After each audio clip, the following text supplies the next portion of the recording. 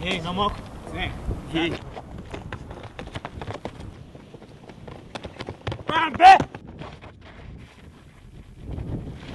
Zak, tournament! Hula! Hey!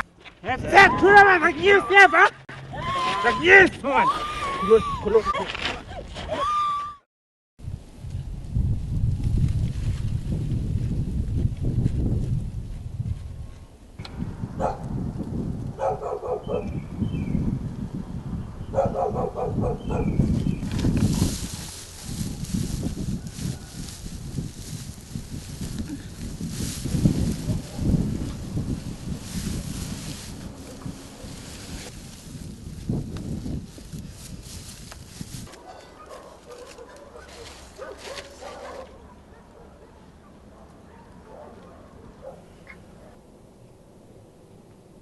It was quarter past 6. Felt cold. I didn't have my trouser, my underwear, my sweater, my caps. I didn't find my phones. And then I woke up and I get to the toilet. I was hiding myself, thinking that he's gonna come back.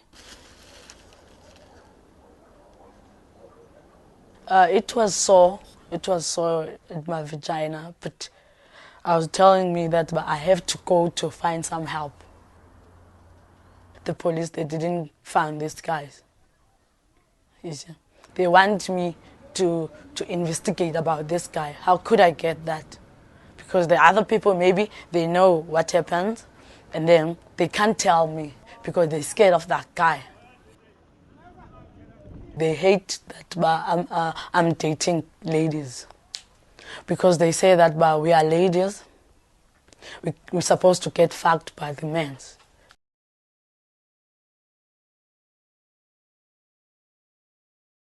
When they're doing this, they've got this saying that they're gonna fuck me so that I can know that I'm a lady, I'm not a man. They say they're gonna fuck me at the back, even on my mouth, every hole that I have, so that I can realize that I'm a woman. It's just like I applied to get raped. South Africa's lesbians fear corrective rape, and she was stabbed several times with broken glass. I was sure they were going to kill me. Horror of South Africa's corrective rape. It is called corrective rape when men force themselves on lesbians. Fighting in South Africa's scourge. Ateka repeatedly said, "You think you're a man, but I'm going to show you, you're a woman." Charged with rape, the 43-year-old No progress man in corrective rape probe. On Easter morning 2011, Nongwaza was found dead due to stoning and stabbing in an alley behind the grocery store. 13-year-old, the latest victim of corrective rape. 2 weeks ago, Notqolo Nogwaza, Corrective rape 24, claims another victim. She was stoned, stabbed and gang raped. Is now the latest in what has become a string of violent assaults known as corrective rape. If you try to be a man, I will find you and I will fix you. That's all that's on my mind. Rape won't change me. I won't be ashamed. People need to know that raping me, it's not gonna change who I am. You know, if people they get raped, sometimes they don't get enough support. They just get in by gossiping about what happened to her instead of helping her to digest what happened to her. They don't want to this gay thing or lesbian thing to sink to their minds that it's happening, it's alive. They're not gonna just not exist, it's existing, you see. You know, I hate gay, serious, I hate gay. I don't think there could be any woman that will satisfy you as much as a man can satisfy you. Oh, it's abomination, man. It's abomination. Never, never, never. Maybe the government must do something or take all those people, send them to another country, nah? Or lock them away. Lesbians, I think they should be thrown away, maybe to Robben Island, where they wouldn't have a way to come back here, because everything gets messed up because of them. If they continue doing this and this, they have to be arrested. I think every woman should be with a man to get the real to be satisfied, you know. Yeah, I would rape a fucking lesbian if I could. If I could, buddy. But it's against the law. I'm scared of being locked up and shit. I think we should kill them, you know. You must fucking motherfucker so that he can or she can be straight. But it's not okay to abuse, no. But it's a way of showing him to be on a straight line. Yeah, it's the way, you know. Got it. Fuck the lesbians. Fuck the gays. We don't give a fuck about those two in the world. Fuck the lesbians. Fuck the gays. Cause I don't give a fuck about the lesbians with the gays. Cause those niggas don't have to be check. Nah, I'm a flow.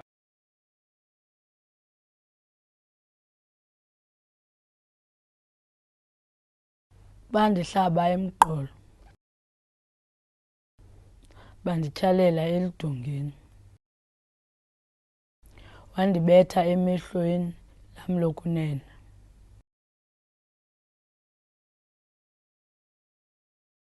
Wandibetha esibunzi. Wandihlaba ezandleni kahlanu.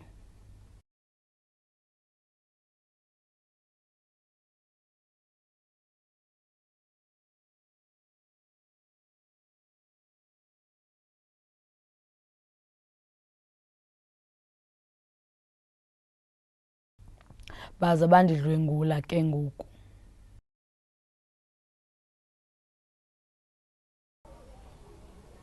Some things have happened to her, but still, she hasn't changed the person that she is. She's still the same person that I know. Yeah, some of the men are jealous of her, and then they would like to be just like her. They want everything that she has, including me. They see a brave, responsible, strong woman. Yeah, and then they much like to be like her. She inspires them. If it wasn't for SIPS, I wouldn't be open as a lesbian. The location, the area the environment and the area that we are living in, it's not safe for us. But then seeing her being that bold, so I asked myself, how about me being that? She just told me, Bana, to be who I am, and I mustn't let anyone to make me change to be who I am, and I have to talk about it and be open, because that's why people are making this thing repeatedly, because we're keeping quiet. If you talk about it, then they will know that probably they will be exposed and then they go to jail. So what we have to do, we just have to talk about it. When she was working, she was wearing a suit all the way to work, coming back to work, and everyone was talking about her. Yeah, there's this Les, not US, is wearing a suit. Yeah, he's like a guy and everything. I'm like, whoa. Mostly here in Grahamstown, we wear casual. You don't wear suits and everything. That's it. Now people are following it. If you can see most lesbians now, they are wearing sharp points and suits and ties and everything. So like they are seeing her way. They are now wearing them and they are exposing themselves that, okay, we are what we are. Where I'm living now, I'm not asking food to other people. I'm just living my life. If the community says what, I don't care about the community. About people seeing me wearing men's clothes, I don't care about them. The most important thing is that I'm having Zanele on my side. I don't care my family what they think. I'm happy with Zanele. She loves me, whatever I was raped or not.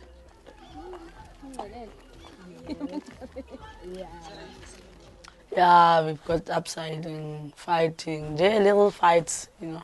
But it's nice. We're just solving them together. I'm not scared. I'm not scared even if it's going to happen again, because I told myself no one's going to change me.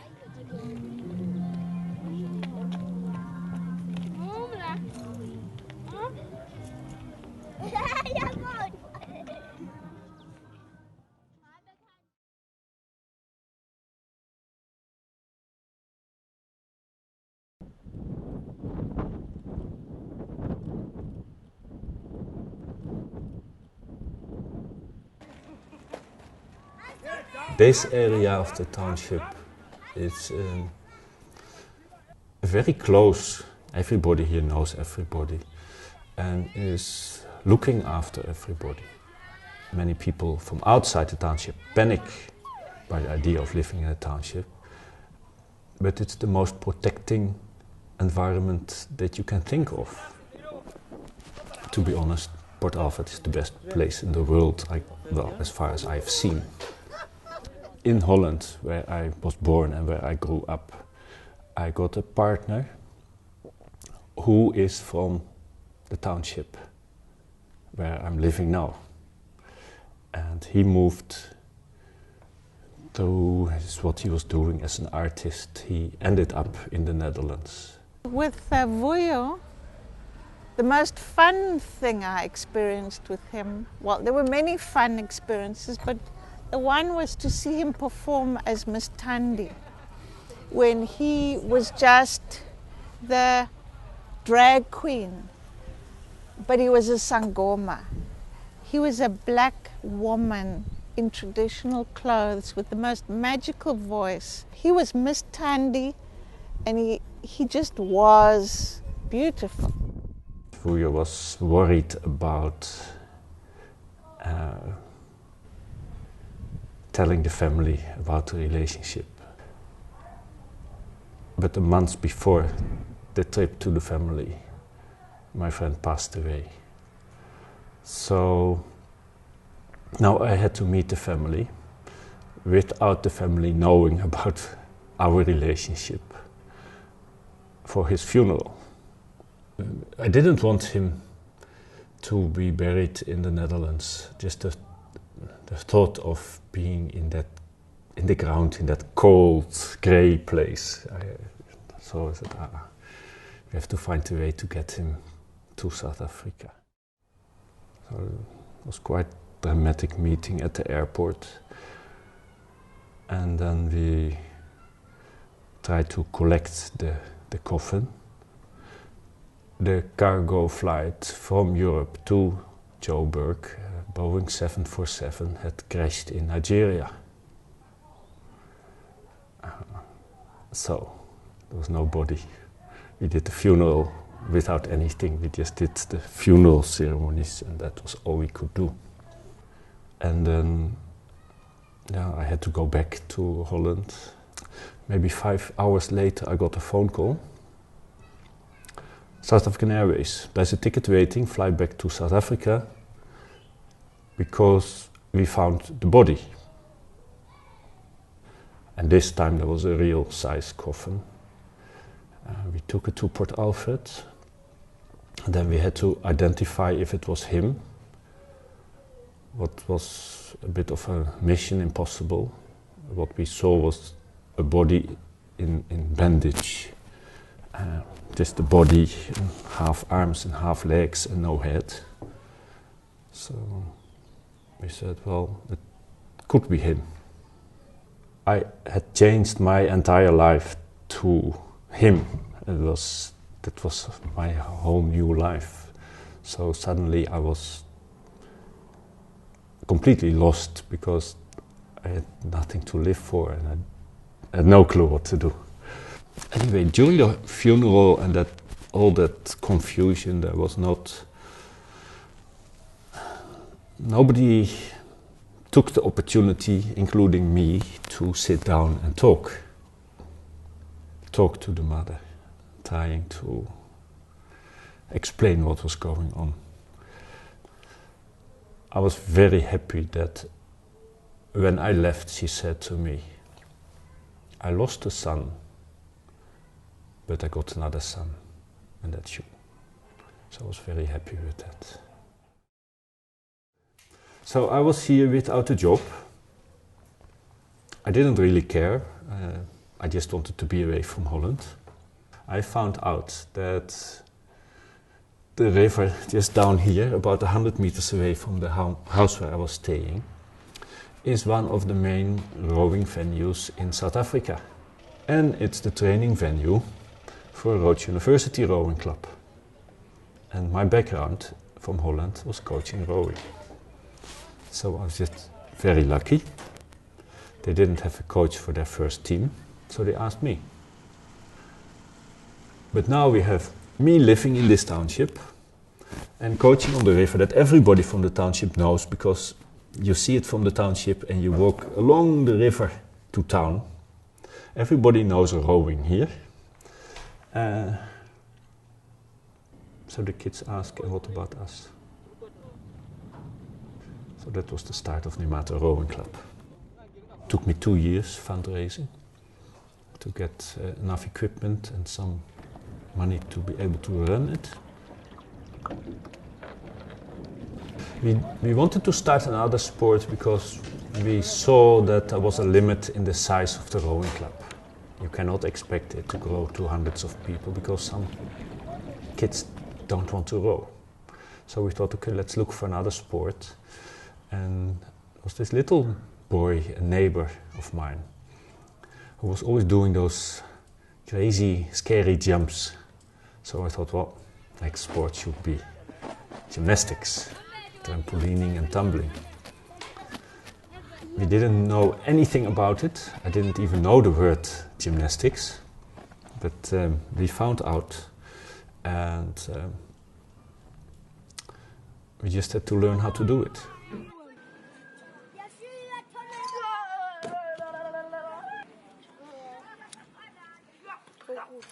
He mentors them, he lets them learn the skills and the tools needed to succeed in life. He doesn't dictate to them, and that is, I think, crucial in creating a winner and a leader, is that you don't tell them what to think, you teach them how to think. A couple of years ago, I asked one of the guys, can't you cut a piece of wood of 1 meter for me? So that boy looks at me, well, what are you talking about? And I didn't understand the confusion, but the confusion was that he had no clue how long a meter is. So now we do homework class 5 days a week. We do mainly mathematics here. That is the biggest obstacle to move forward in education. Mathematics is now, the marks they get is better now than the average of the marks of all the other subjects. So I'm quite happy with that. And we have now a couple of guys at PE college studying engineering, and it's working. What I love about Nimata is that they focus on the academic achievement and the sports. It's actually an institution that can create little winners, and that for me is so important. You're not just helping a child get over a crisis, you're helping a winner.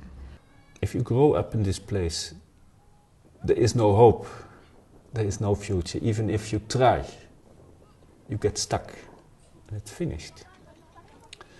And that creates a mindset in the youth and in the parents of, doesn't matter. Jan came to our lives, like in our location, and then changed our life like upside down.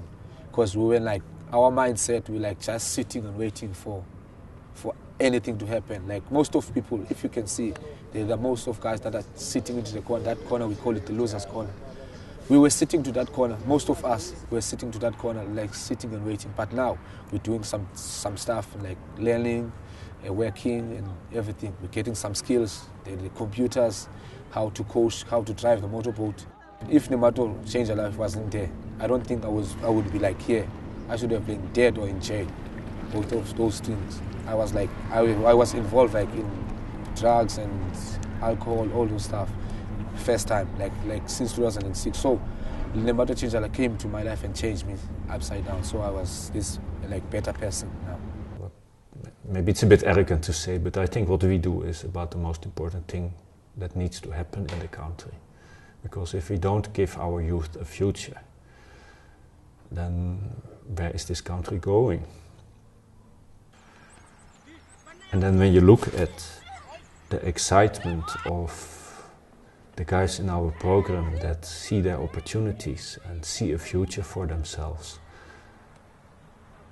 I mean, that excitement, you don't see that in Europe anymore.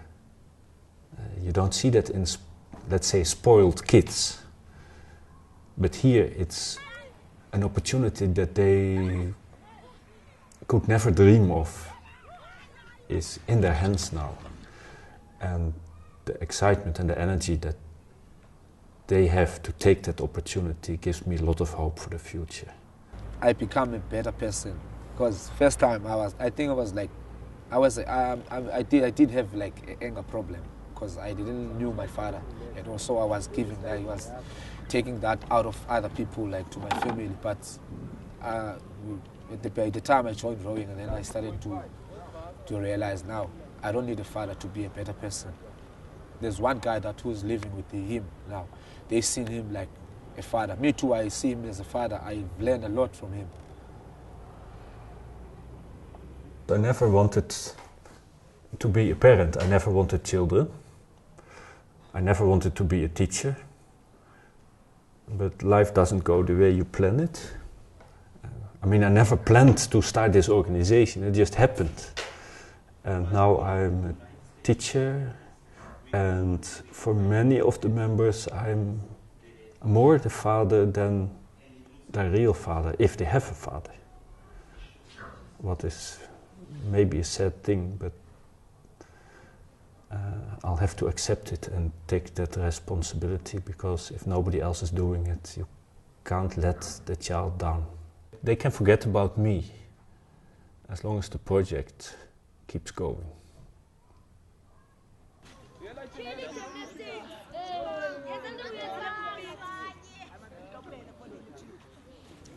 Yeah.